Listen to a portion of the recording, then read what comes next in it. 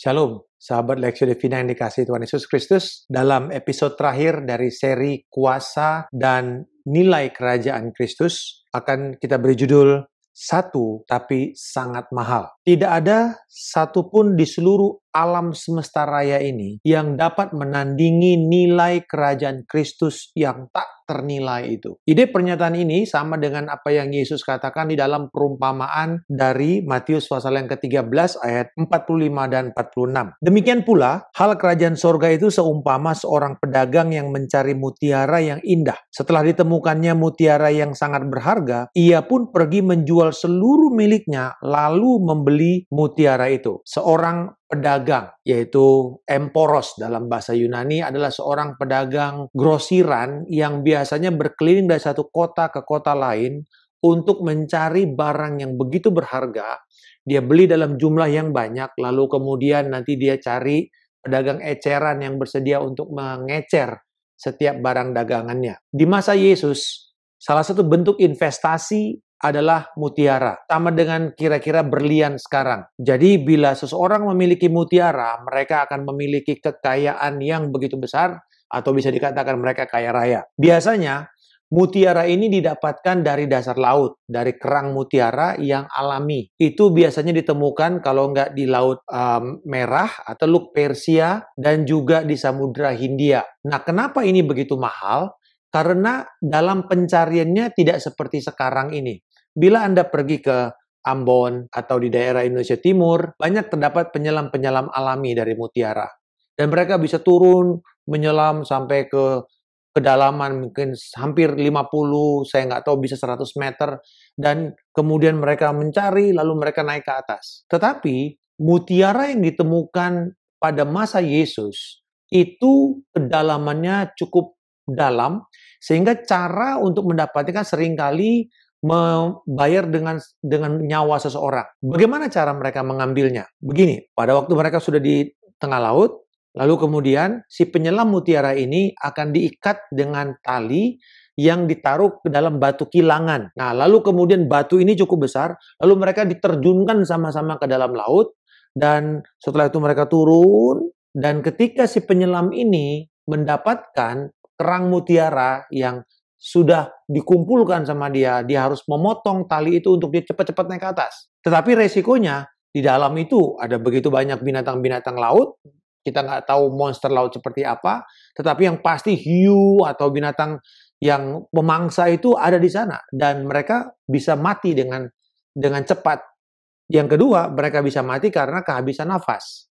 Jadi, mereka turun, cari, potong, naik ke atas. Itu sebabnya mutiara itu begitu mahal. Pada waktu itu, mutiara yang sempurna dan indah itu bernilai sangat, secara harafiah mungkin orang bisa mengatakan tidak bisa disebutkan lagi harganya. Itu sebabnya Talmud Yahudi berkata, that pearls are beyond price. Nggak bisa dihargai karena begitu mahal sekali. Karena harga yang begitu mahal, bangsa Mesir menyembah mutiara. Demikian juga dengan bangsa Romawi pada waktu mereka menyembah mutiara. Cleopatra telinganya punya perhiasan mutiara, yang satunya harganya itu setengah juta US dollar. Jadi satu ini 1 juta, tetapi dengan 20 kali kemampuan uang berarti dua-duanya ini berharga 20 juta US dollar. Betapa mahalnya. Nah, kalau kita lihat apa yang dikatakan bahwa setelah dia ketemu, satu aja ketemu, dia jual seluruh hartanya. Apa yang kita bisa belajar di sini? Yang pertama, bahwa kerajaan Allah itu memiliki harga yang tidak bisa terhitung jumlahnya. Artinya, it's priceless. Dan pada waktu kita bicara mengenai kerajaan Tuhan, kita bicara tentang keselamatan. Tidak bisa dibeli dengan uang. Tidak bisa dibeli dengan jasa kita. Tidak bisa dibeli dengan kekuatan kita.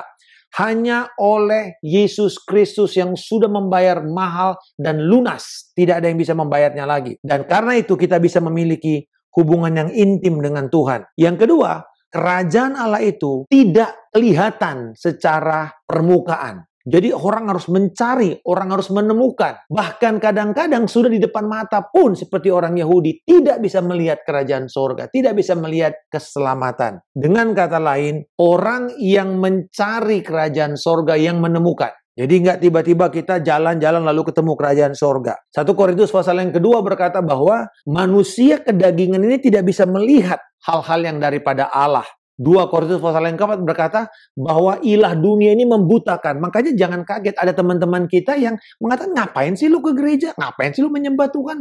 Ngapain sih lu mesti bayar mahal? Ngapain sih kamu mesti memberi begitu banyak ke gereja, membawa perpuluhan? Nggak masuk di akal mereka. Itu walaupun di depan mata mereka. Kalau mereka tidak menemukan, tidak akan ada gunanya. Nah yang ketiga, bahwa kerajaan Allah itu harus diterima secara pribadi. Di sini dikatakan orang tersebut satu orang menemukan lalu membeli. Sebelumnya kita bicara mengenai kerajaan Allah itu sampai menyeluruh.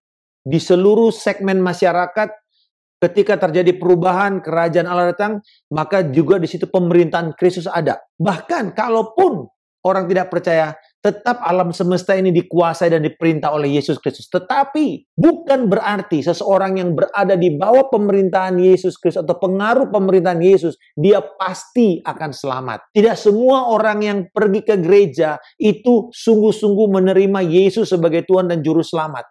Orang yang diselamatkan harus secara pribadi membuat keputusan percaya kepada Tuhan Yesus Kristus dengan segenap hatinya, segenap jiwanya, segenap akal budinya.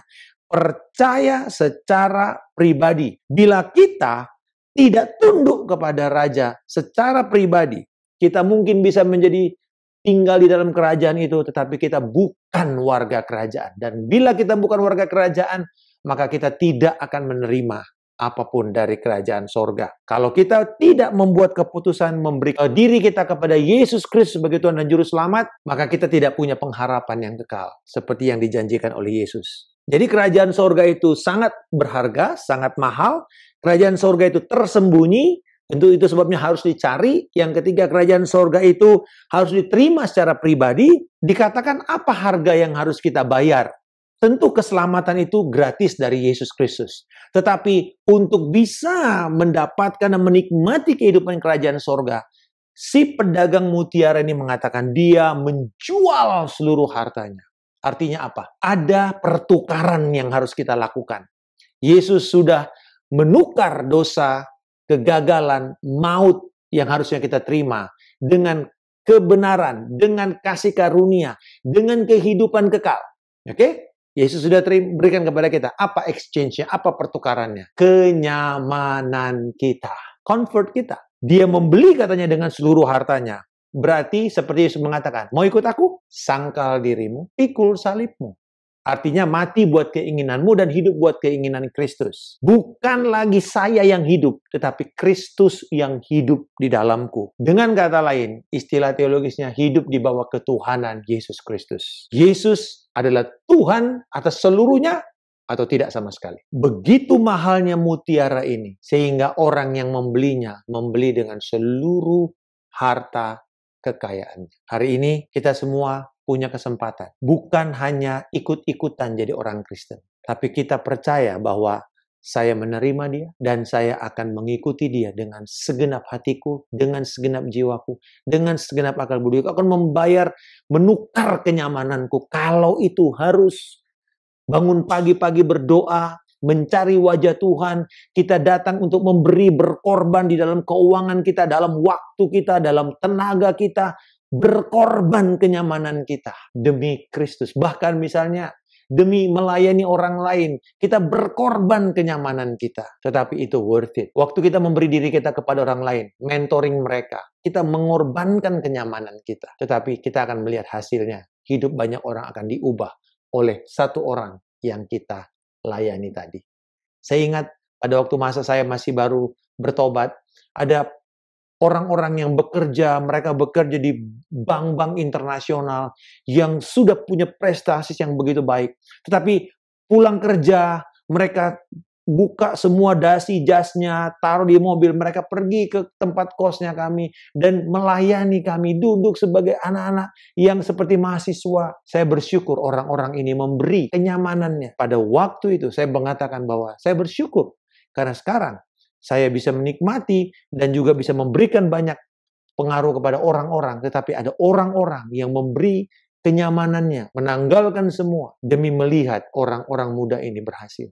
Dan saya percaya ini waktunya juga bagi kita untuk kita menanggalkan kenyamanan kita dan kita menginvestasikan hidup kerajaan sorga yang ada pada kita. Pengalaman, hikmat, anugerah, kita mentor orang-orang muda, mentor anak-anak kita, mentor mereka-mereka yang masih muda dalam Tuhan. Dan saya percaya ada sukacita yang besar, ada upah yang tidak bisa kita pikirkan, yaitu jiwa-jiwa yang akan selamat, bukan hanya oleh kita, tapi oleh orang-orang yang kita tuntut. Saya bersyukur ada seorang yang datang dari Filipina hanya seminggu untuk menginvestasikan hidupnya kepada saya. Tapi kemudian satu kali saya kembali ke Filipina dan saya berkata kepadanya, saya bersyukur dan berterima kasih kepada engkau. Karena 1 minggu yang kau berikan kepada saya mengubah seluruh hidup saya dan membuat saya merespon kepada panggilan Allah untuk menjadi hamba Tuhan. Kamu mungkin datang ke Jakarta hanya untuk 1 jiwa ini. Selama 1 minggu kamu bayar begitu mahal tiket dan dia bukan orang kaya. Tapi saya mau mengatakan kepada dia bahwa saat ini ketika saya diberi kesempatan untuk menuntun banyak jiwa kepada Kristus, kamu menjadi bagian daripada pekerjaan dan upah ini. Mari, ada begitu banyak hal yang kita bisa kerjakan lewat orang-orang yang kita beri.